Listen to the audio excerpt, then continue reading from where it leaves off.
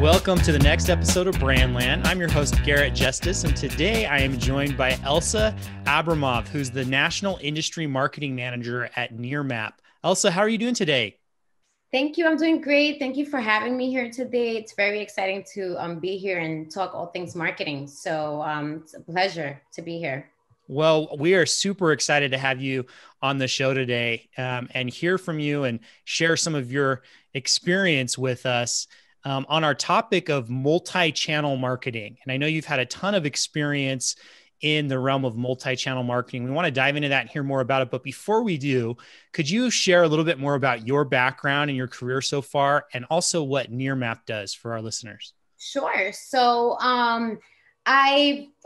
first of all, to start off, I live in New York City. I've pretty much lived in New York for pretty much my entire life since arriving here from the Dominican Republic. And in that same essence, I even went to college here. So I went to Baruch College in New York City, which is part of the CUNY system, City Universities of New York. And I did my bachelor's and my master's there. So, it was truly a great experience going there. They have an amazing marketing program. So I think it was a great start for me. I work for Nearmap, as you said. Nearmap is a high resolution aerial imagery company. It's a very, very innovative SaaS technology driven company. And what they do is they provide location data via aerial imagery, and they provide this aerial imagery to government entities, to companies in the AEC, architecture, engineering, and construction vertical. And so they capture all the data via our own airplanes with our own camera patent system on airplanes. We capture basically, everything on the ground, and then we serve it via our cloud-based software. So That's so cool. Yeah, it's very, very amazing. And my focus right now is mainly on the government vertical, as well as the commercial AEC vertical. That's great. Excellent context for our topic today too. So I guess, before we jump into this topic of multi-channel marketing, why did you want to talk about this today? It seems like this is probably something that comes up a lot in your current role, but tell us a little bit more about why this topic today. Sure. So like I said, I've been in the marketing industry for many years now. And I was fortunate to be in the marketing industry as I was in college. And then as I left, when I graduated and I continued to expand my role and my career, I feel also very fortunate that I was part of, the evolution of marketing. That this was the time when you had digital marketing and MarTech come. It was like that boom where, Salesforce was launched in 1999. Marketo was launched in 2006. You had Google launch in 2000 with like 350 advertisers, and Facebook, 2005, Instagram 2010. Like these are recent, this is very recent. And so I felt like I was like in the beginning of this, and just like, oh my gosh, what are all of these wonderful things that are making my job so much more exciting?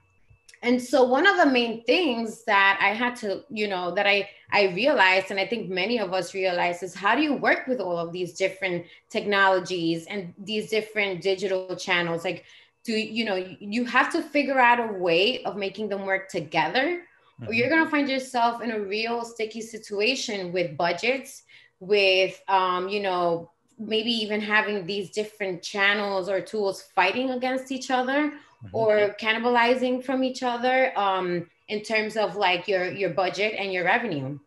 So as I started my career and as I started, getting more into the marketing industry, these, understanding how all of these different things work together made my job a lot more productive and a lot more successful. It really, using these tools and these channels really made me reach my customer base a lot more efficient and better and in the right way.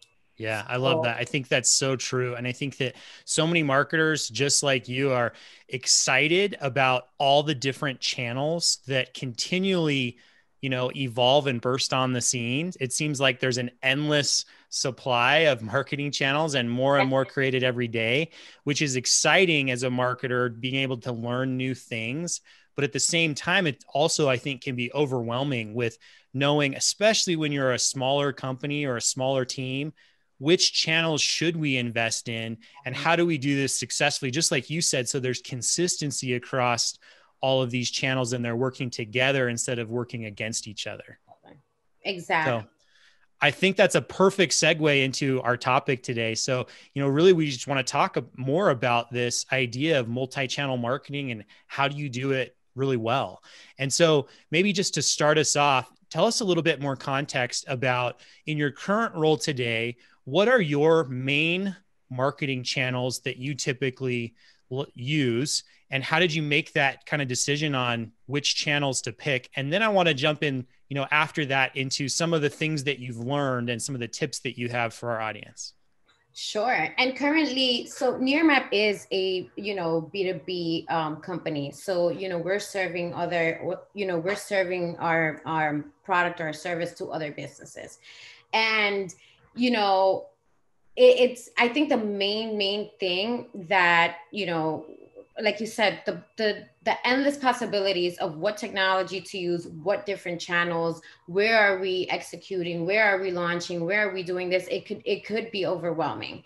But I think the real key things to help you kind of narrow these things down and kind of focus on how to start planning and what your objectives are is first is defining your goal. So what is your goal? You have a business and you have a large business and you have for the most part, depending on the size of your business, you're going to have a foundational marketing strategy in place already, right? So you have your ongoing page search campaigns, you have your ongoing digital campaigns, etc. But really, what is the goal? Because based on that goal, you're going to want to do different things and you're going to want to launch different campaigns. And that's when that multi-channel strategy helps. So is it to increase pipeline for a specific quarter? Is it to engage more? So you want to drive traffic to the website to create more brand awareness, brochure downloads, content clicks, content URL clicks, content consumption. These are all things that could be a different goal, and you're going to do different things to get to that goal. Yeah. And then, of course, so you have defining, understanding your overall marketing landscape. So what channels you currently have that are available to you? What are the technologies that you have? What do you have? Do you have Marketo? Do you have Constant Contact? Do you have, what are your tools, your automation, your email automation tools, or your customer management systems that you have in place? And then the most important part is knowing your audience. The customer is at the center of everything, and in my opinion, that's always been the case. So, and we'll probably get a little bit more into that on its own, but I would say that those are the main things that I look at Nearmap and in general, in any job that I've been, to basically get me started in this path of creating an overall multi-channel strategy. Yeah, I think that makes sense. So defining your goal, definitely knowing your audience and who they are, because they kind of help determine where they live, or helps determine the channels that you're going to want to play in, and then understanding how it fits into that overall marketing strategy too. So tell me a little bit more about, do you have an example to share with us of, how you have done this at Nearmap, and which kind of channels you picked and how this all played out? Absolutely. And so, and this is actually a really good example because for the most part, I'm working, so it's Nearmap is providing a product, is providing a service, but then you have different types of businesses that are using it. You're not going to speak to them in the same way. And that's where knowing the audience comes. So for example, in our government sector, they have a completely different way of well, it's not a completely different way, but they use the product in a different way. They have different purposes, right? So our use cases and our value props are different. They're looking at different aspects of Nearmap. Whereas our commercial vertical, which is focusing on architects, engineers, construction companies, roofers, etc., they're looking at different things. So this is where we say, okay, now we have two different audiences, and we're going to need two different strategies here, because we can't speak to them the same. So that's where you're knowing your audience comes. And a lot of the things that that I've done as well, obviously with our the rest of our wonderful team, is aligning and coming across like, okay, we know that Facebook, to be honest with you, is not our ideal channel in the government industry, but LinkedIn is. Government entities, they're very knowledgeable. They know exactly what they're looking for. They know what they want. For the most part, they're working with a budget. And so LinkedIn it is. They're always, they're looking for the latest news. They're looking to see what's happening in their communities. And so that's a great channel for us. It's Yeah. a little expensive, but it is a great channel for us.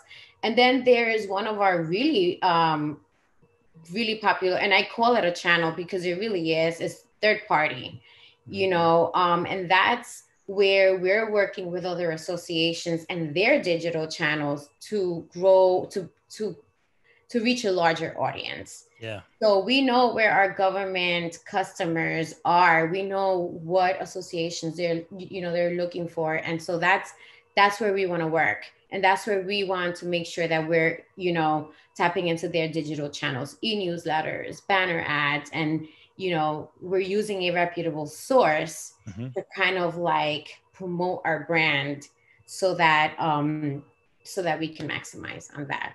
Yeah, I think that's great. So you talked about, first it comes down to defining your goal. What do you want to have happen with this campaign or with your marketing initiatives?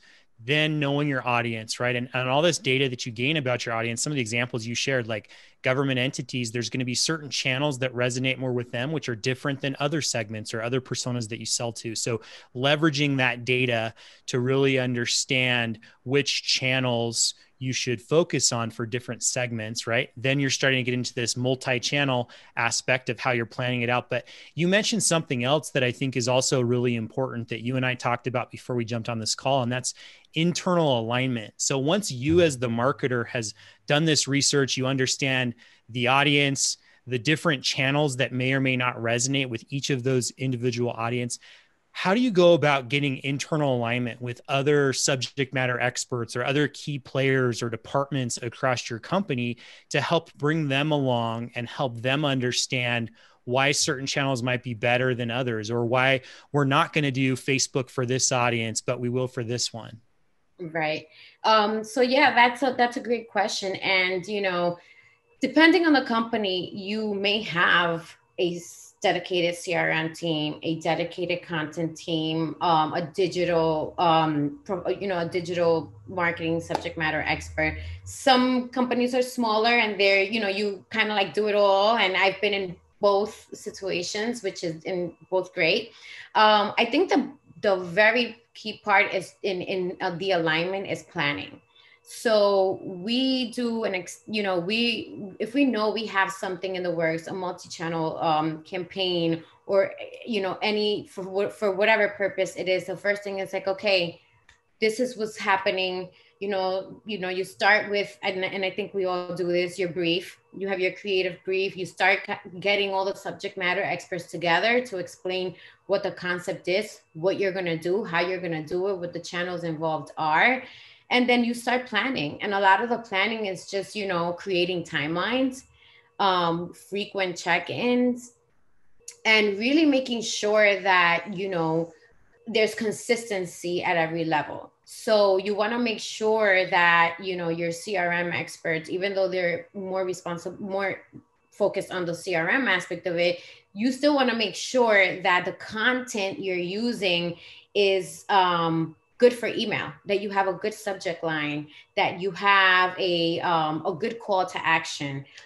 These are all things that are going to increase your email metrics, good open rates, good click-throughs, etc. So you want to make sure that the content that you're working with is aligning with them, and that you have all the collateral and all the things that you need. And in the same token, then when you're talking to your digital expert, you want to make sure that same content is appropriate for LinkedIn or for Facebook. Twitter, you're more limited on content than you are on LinkedIn. So how do you take that content to make sure that you're speaking to the audience in that channel? And Yeah, I think, go ahead. sorry. No, I said I think we've all seen the infographic where like you have a post on Instagram, you have one on Facebook, you have one on LinkedIn, and it's like we all kind of look different on those like we kind of post different things on those channels. Is the same thing as a business. You want to make sure you're posting to that channel and what that audience is looking for. Yeah, I love that. I think one of the takeaways that I get from what you just said is, as a marketer who's running a multi-channel marketing campaign, right? In this instance, like you, it's so key to understand what your counterparts in other departments or other areas actually need to get their job done. I think sometimes we get so focused on our area, right? And we might get excited about this campaign and we share generalized information, but then the person who's running your paid ads still has to take that information, internalize it, and then do something with it, right? And so the more you can understand what do they need to do with it and understand what do they need in their role, whether it's another marketer or it's a salesperson, the clearer you can translate that information that you have about the campaign to them so that they can make it actionable. Exactly. And speaking of sales, now that you brought that up, that's a huge piece of alignment for me, especially with Nearmap. I work very close with our government sales team, and they're great in terms of, they tell me this is what we're seeing. This is the truth on the ground. This is what our customers are saying. This is what they want. And then we look at what are we working on here in marketing? Is it aligning? And, usually marketing and sales sometimes go back and forth, and we're like, no, but we want to do this. No, but we want to do that. But, there's something to be said about really finding that sweet spot for alignment. There are times where I'm going to say, listen, we need a little bit of more like get a demo, just clear straight up, and there's other times that you want softer. You want to, you want them to do something like for Nearmap, for example, is look at your coverage area. What areas of your city or state we cover, which is more of adding value to them, not just getting them to like get a demo. So there's a place and time for everything in marketing, and this is where you go down that journey of at what time do you offer them a demo, at what time do you tell them to download an ebook, or at what time do you just tell them to look at our coverage map or whatever the case may be. So this is what one of those things is really aligning with the sales team to make sure that we're speaking to our prospect customer in the right way, and that we make sure that the messaging is consistent and it's aligned. Yeah, I think that's such a crucial piece of all of this, right? It takes building trust with those other counterparts and other departments like sales or other areas, right?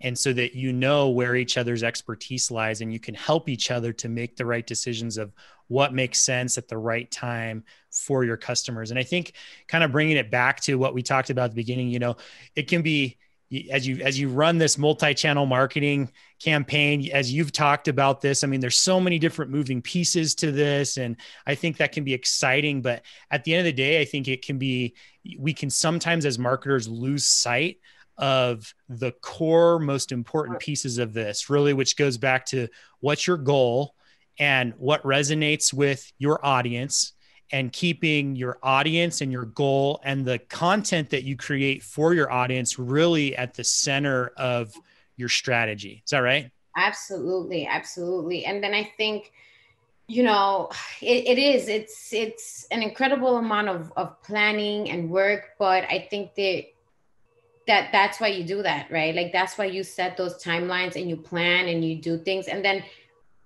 at the same token, one of the most important things is once you can plan all you want, just like anything in life. And sometimes life throws you a curveball. Same thing in marketing. You can launch a campaign and you can say, this is going to be great. All of a sudden, you go look at a campaign and you're on LinkedIn and you're like, oh my gosh, my cost per acquisition is through the roof. It's $50. We've only gotten certain amount of impressions, and they're not qualified leads. This is not good. So then what do? You can't just say, well, it is what it is, I planned it, this is what we're going to do. No, you have to kind of like take a step back and look. You have to be agile, and you have to be ready to make a move and make changes based on what's happening. So, you want to make sure that if it's not working, if it's draining your budget, if it's not resonating with your audience, whether it's the content, the graphics, the budget, whatever it is, you have to be ready to kind of take a step back and pivot. Whether re-strategize your audience, your audiences, your budgets, whatever it is, but you have to make sure that you, at that point, look at the data and start planning to make changes. Yeah, I think that makes total sense. So I'm curious for you, what have you done to help, not get caught up in the weeds and keep that customer and that content at the core of your strategy? It's always, like I said, it's always making changes, on the fly, and being able to, well, I wouldn't say on the fly, but just being able to kind of like pause and, take a second to, or not a second, but take the time that you feel is needed to pivot. I'll give you a good example, which was from my previous role. And this was actually B2C. And we were working on proprietary conferences for nurses. And we had a full social media campaign running. And the reality was that some of the content that was posted at times, and as part of the strategy, dealing with nurses who are dealing with everyday life situations could be tricky, because that content could come across offensive. That content could come across as inaccurate. In the healthcare world or industry. So we were literally in the middle of a full-blown campaign, and I specifically remember it was around the topic of sepsis. We had an infographic around it, how to detect it, how to treat it, what are the symptoms, when, and we literally had to pull the whole campaign because there was, it turned out that there was some information that was not insensitive, but it didn't seem to kind of resonate with some of the audience, because you also had not just nurses looking at it, you had, patients, you have regular people who are not nurses looking at it. So we had to make sure to find that balance where we are like, okay, we need to make sure that the content is right. Yeah. And so we did it. We made changes and we put it back out there, and it turned out to be great, but we had to pull that back. Yeah. I think that's a great example. And I think what I learned from that is, so often as marketers, we're trying to move so quickly and we have so many things on our plate that we're zoomed in so far. And what I'm hearing you say is, in addition to being zoomed in, you have to make sure on every campaign or every initiative that you do, that you also take time to zoom out and look at it just from a high level, at the customers, at the content, and just take that gut check of, does this work? Does it resonate? Does it meet these initial needs? And sometimes when you're in the weeds of it, it's harder to see that unless you just take that time to pause and step back and zoom out and take a look at it holistically. So I love that example. Yeah. And also, like, I have to tell you that there's been so many times that I've developed attachments for projects where I'm like, this has to work. This really has to work. And, you feel like you're adamant about trying this. And then you look at it and you were like, oh man, like this just did not work. And And you also have to know when to kind of like say, okay, I was wrong, but then take the credit when things work, right? Yeah. So it happens, and it's not about being wrong. It's just, I feel like that's the nature of marketing. Yeah. You're dealing with consumer behavior. It's kind of like psychology in a sense, Hmm. where you're trying to make sure that, you're kind of like doing the right thing, like saying the right things and making sure that you're getting into the people's like homes or hearts or Yeah. emails or social channels or whatever the case may be. Yeah, great point. Definitely have to be able to learn from your mistakes there. I think all the great marketers make mistakes, learn from them, and continue to improve. So awesome. Elsa, this has been a great conversation today. I've really enjoyed it. Thank you for being willing to share, your expertise with us. If there are marketers out there who are listening to this conversation and saying, I love this. Now, how do I go apply this? What do I do next? What would your advice be for if someone's out there listening based on what we talked about today, what should be the next step that they go and take in their own businesses? Sure. I'm going to take it back to like the beginning of the conversation about the evolution.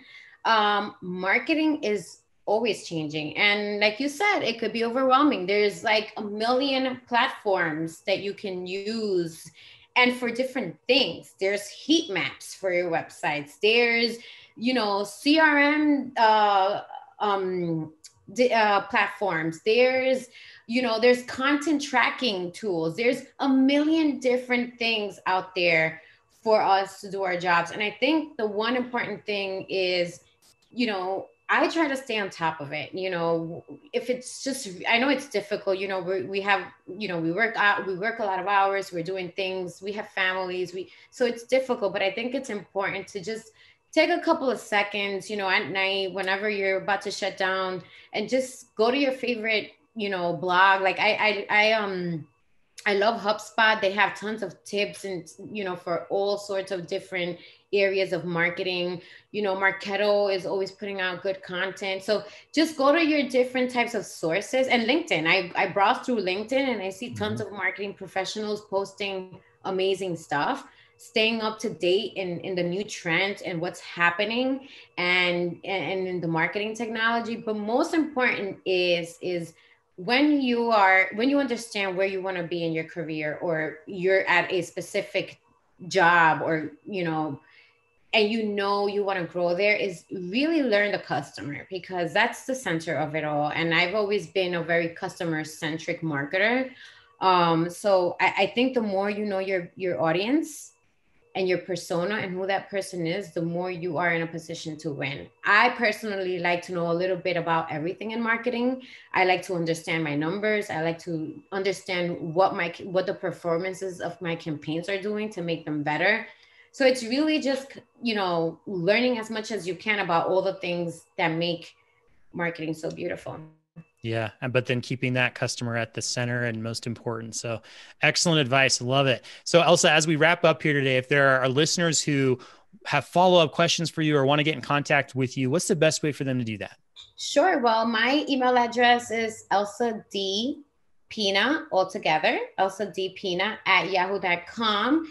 And you can find me on LinkedIn under Elsa D. Pina Abramov. I know that's a lot, but when you publish the podcast, you can always Yeah. link back to my profile, and I'm happy to connect with colleagues and peers.